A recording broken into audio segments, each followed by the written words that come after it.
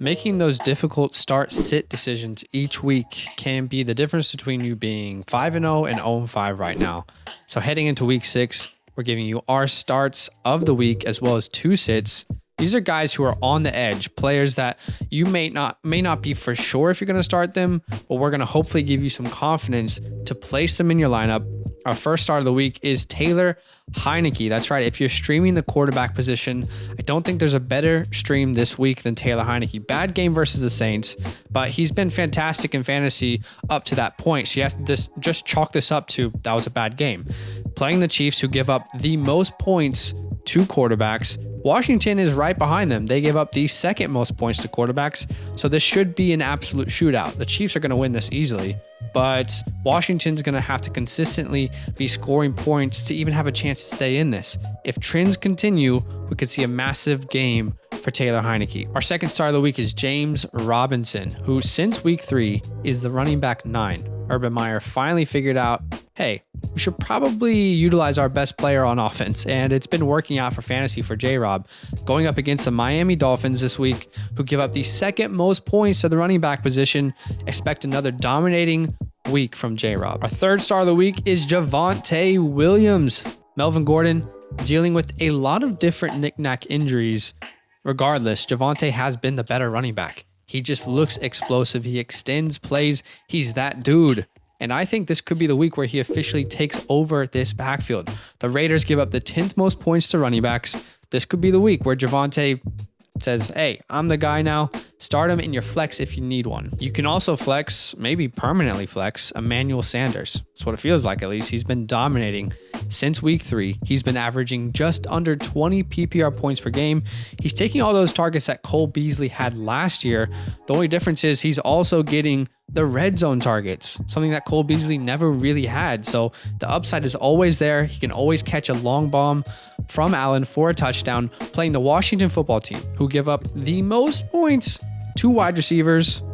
Start your boy, Manny Sanders. You can also start Chase Claypool. Juju, unfortunately, is out for the year. I'm a fan of Juju. I know people hate him because of TikTok or whatever, but I think he's a good guy.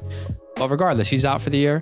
Claypool is going to get a higher target share. They play the Seahawks, who give up the 4th most points to wide receivers. Honestly, all you need is one deep bomb play for Claypool to return value into your starting lineup. So I'm starting him. The red zone threat is there.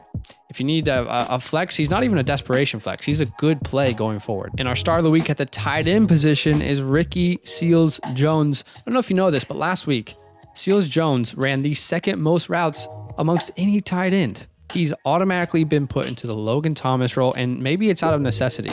Curtis Samuel's down.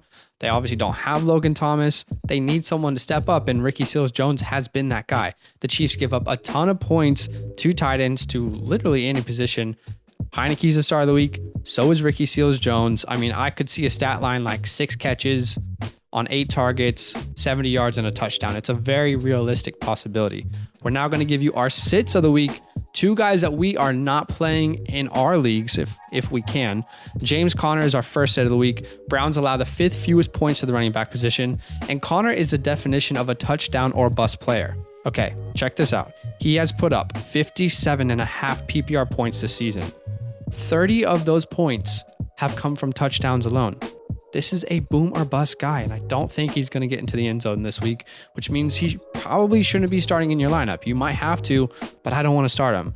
We're also sitting Julio Jones. This is really difficult because if you have Julio Jones, he's been injured for so long and it finally looks like he's going to play. But look, the Bills give up the fewest points to wide receivers. They locked down the Kansas City Chiefs last week, and I think they're going to do the same to the Titans this week. He's coming off a hamstring. I mean, let me ask you, if you have Julio, would you be surprised if he didn't finish this game? You know, he was out of the game because of an injury and didn't come back. This hamstring is going to come up again and again throughout the year. A.J. Brown is likely the most healthy guy, will be the go-to, and this offense runs through the king, Derrick Henry. So if you can sit Julio, just trade Julio. There's still name value. I just don't want him. I think the injuries are going to continue to pile up this year. Those are our starts and sits of the week.